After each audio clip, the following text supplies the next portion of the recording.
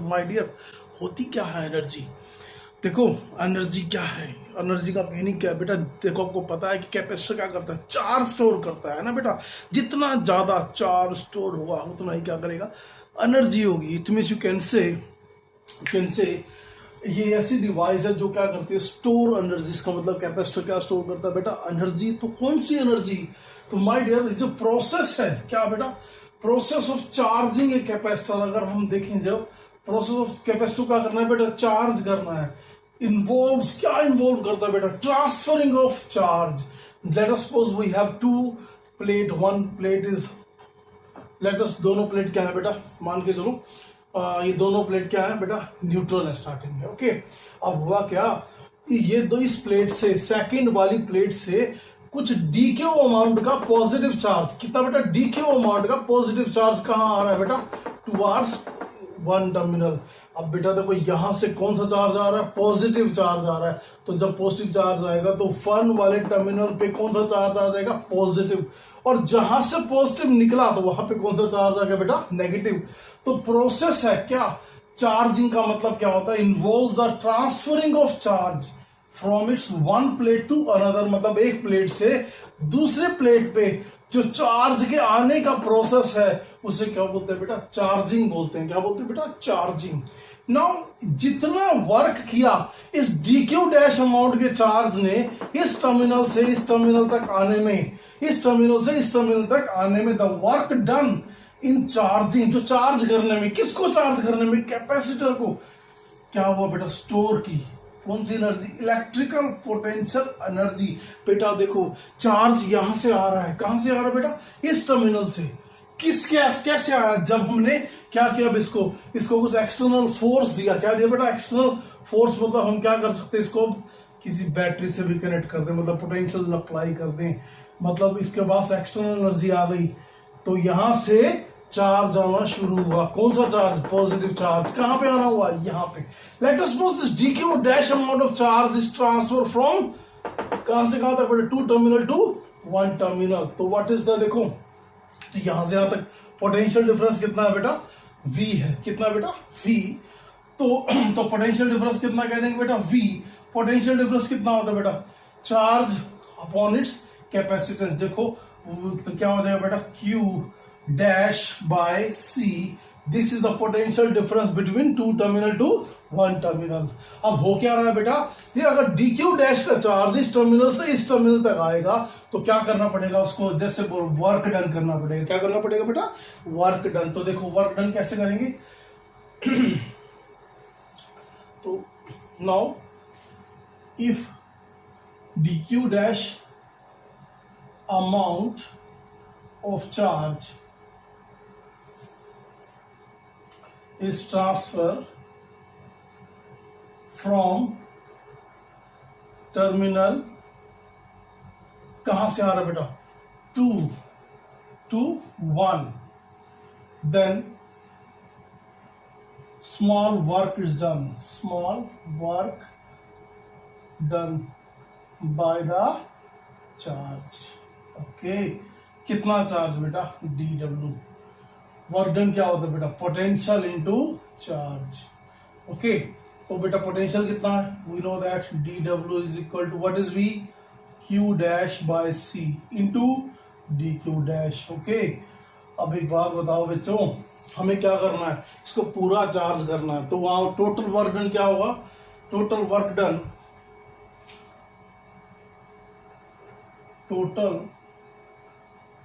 Done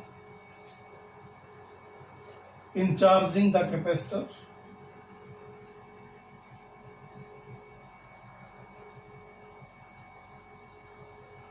तो क्या करेंगे बेटा? Integrate.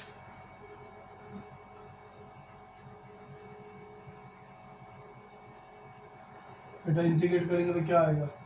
dw q dash by c into dq dash. कहां से कहां तक? 0 टू q। टोटल चार्ज कितना है बेटा? q। Now what is this work done? What is this work done? Work done क्या हो जाएगा बेटा? देखो, वर्क डन की वैल्यू क्या हो जाएगी?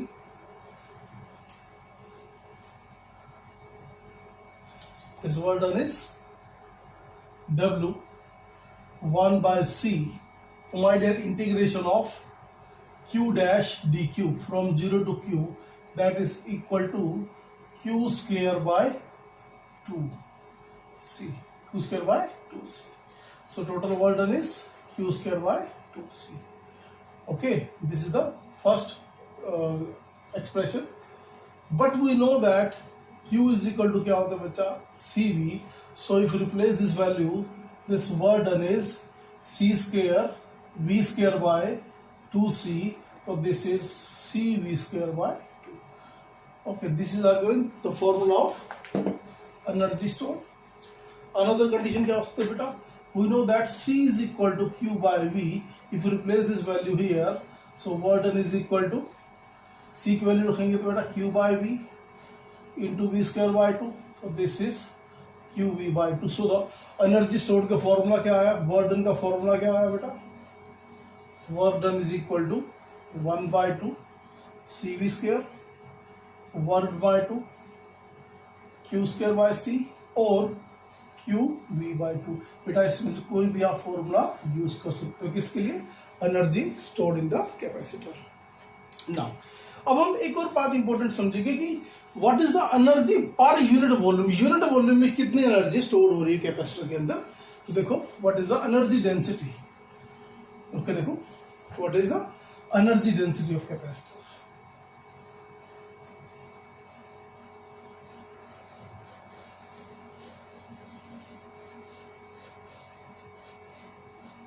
Okay my dear, energy density we know that formula of energy अभी हमने क्या निकाला वर्डन का, half cv square, and we know that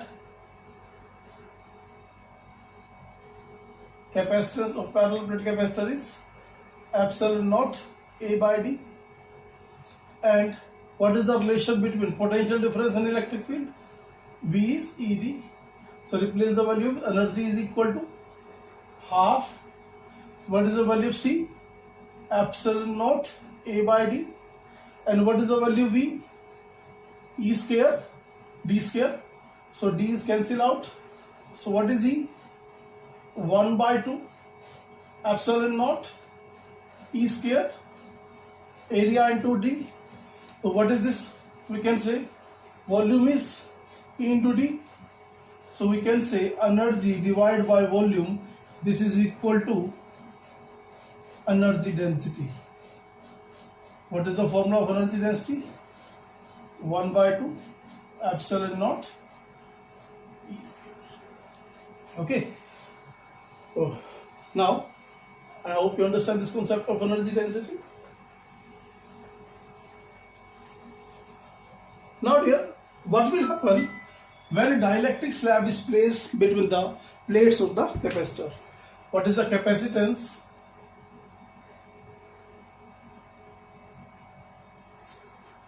of a parallel plate?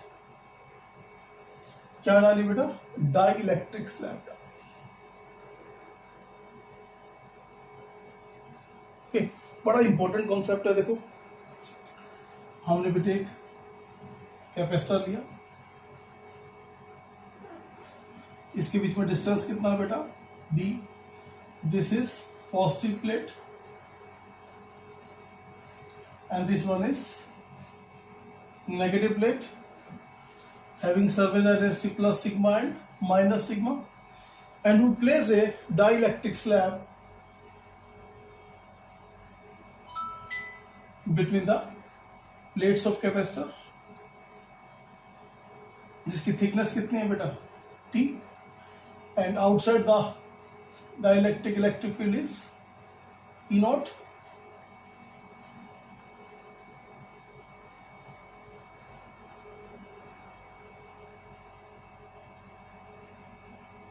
So dear, what is the induced electric field?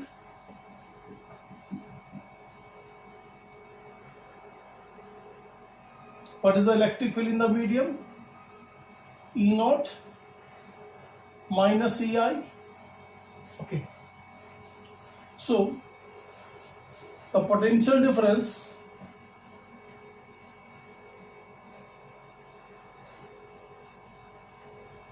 across the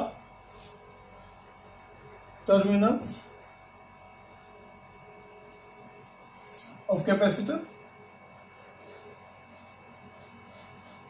V is equal to, देखो बेटा formula होता है E टू डी, पर यहां पर देखो एक तो इलेक्ट्रिक फील्ड है E नॉट जो आउटसाइड, और कितना पोर्शन में टोटल था D, T थिकनेस में तो डाइलेक्ट्रिक स्लैब है, तो E नॉट कितने पोर्शन में होगी D माइनस टी, प्लस बाकी पोर्शन में क्या है डाइलेक्ट्रिक है, तो यहाँ इलेक्ट्रिक फील्ड क्या होगी E, क्योंकि अंदर इलेक्ट्रिक फील्ड कितनी है बेटा E, कितने इसमें है बेटा T थिकनेस में, E into T. And we know that बेटा क्या रिलेशन होता है, डाइलेक्ट्रिक कांस्टेंट जो होता है बेटा E nought by, so what is the value of E, E nought by K, so replace this value, तो what is the potential E nought D minus T, E nought by K into T. Okay dear, क्या common आ गया देखो इसमें, E nought is taken as common, D minus T plus T by K। Now where E nought क्या है बेटा, electric field कौन सी है, external electric field. Okay, so what is the electric field E naught? That is sigma by epsilon naught. And where is sigma is? Q by A. So what is the value of E naught? E naught is Q by A epsilon naught. If we replace the value of here, E naught की value replace करें बेटा, तो क्या आएगी देखो, what is the value of E naught? What is the value of V? E naught is Q by epsilon naught D minus T plus T by K. Okay, so we know that capacitance is C is equal to Q by V. So what is the value of V? V is Q by A epsilon naught D minus T plus T by K. Okay, so what is the value of C? Q से Q cancel, so what is the value of C? That is A epsilon naught or D minus T plus T by K. Okay, now condition देखो बेटा, if T is equal to D, इसका मतलब क्या है बेटा, अगर पूरी plates के बीच में क्या डाल दे, डाइलेक्ट्रिक स्लैब डाल दे, तो क्या देखो C डैश, इसको मैं बोलता हूँ जन्म बत्री ऑफ कैपेसिटर। बड़ा सिंपल सा कॉन्सेप्ट, अगर इसके रिलेटेड न्यूमेरिकल जरूर आते हैं बेटा, कॉन्सेप्चुअल क्वेश्चन जरूर आते हैं। क्या क्वेश्चन आता है देखो, फर्स्ट कंडीशन देखो, when A parallel plate capacitor is connected with battery of V volt and a dielectric slab is placed between them, then what will effect on charge, potential, capacitance, electric field and energy। बेटा इस बात को ध्यान से समझना, इन पांचों पे क्या फर्क पड़ेगा। देखो बेटा हमने क्या किया, एक डाइलेक्ट्रिक, एक हमने पैरेलल प्लेट कैपेसिटर लिया, इसको किससे कनेक्ट कर दिया, V वोल्ट की सेल से। ओके, और इस के अंदर क्या डाल दिया बेटा, एक डाइलेक्ट्रिक, जिसका डाइलेक्ट्रिक कांस्टेंट है। ओके, ना सबसे पहले देखो क्या देखें, हम बात करते हैं बेटा पोटेंशियल की।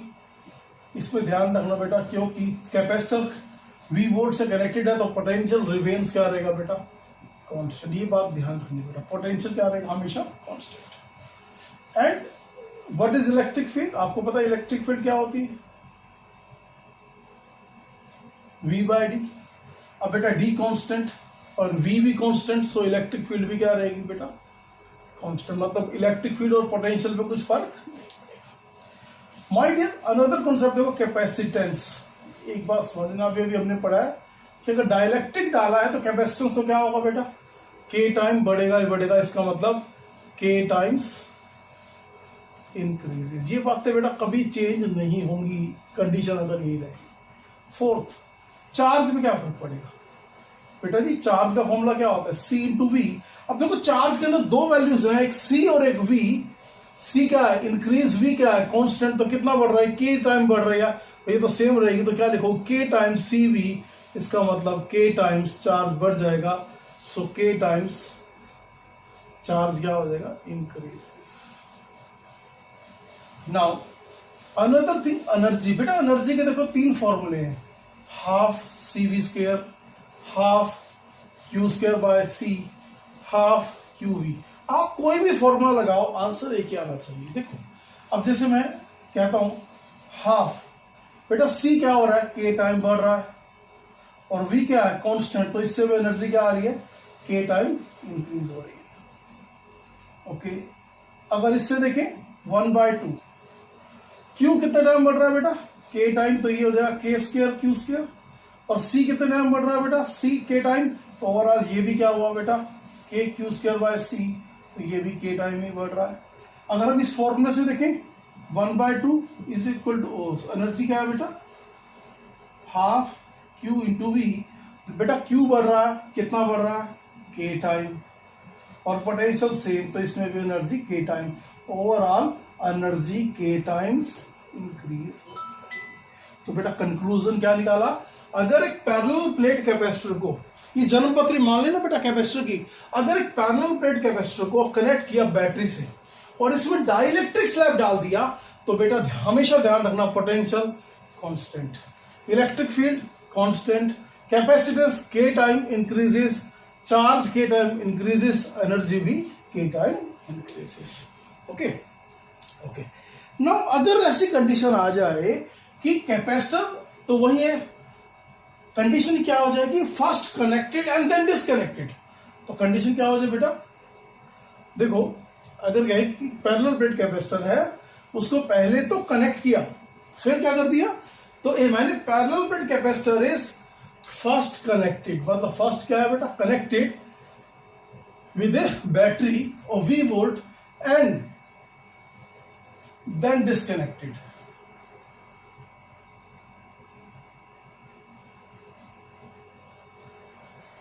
और क्या डाल दिया बेटा इसमें, एंड ए डाइलेक्ट्रिक स्लैब।